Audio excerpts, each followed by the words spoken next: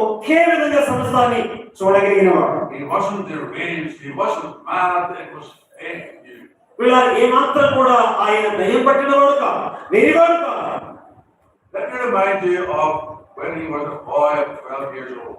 ఒకసారి మీకు జ్ఞాపకం చేస్తా, యేసు ప్రభు 12 సంవత్సరాల వయసులో ఎలా ఉన్నాడో చూద్దాం. చూడండి. Mary and Joseph took him up to the temple. Mariya యోసేపులు యేసు ప్రభువుని ఆలయంలోకి వారు యేసు ప్రభువుని తీసుకెళ్లారు. And to read about the Lord Jesus in the temple, sitting in the midst of the learned men, the doctors of Judaism.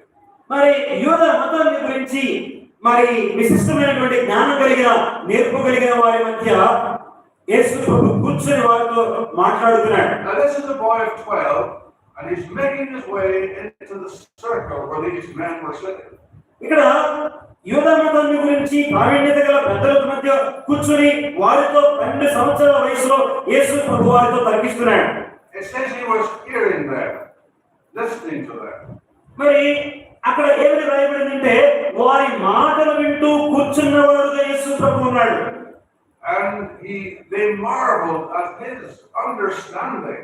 ఆయన గ్రహింపుని వారు ఆయన గ్రహింపును, జ్ఞానమును, మాటలకు ఆశ్చర్యపోయారు.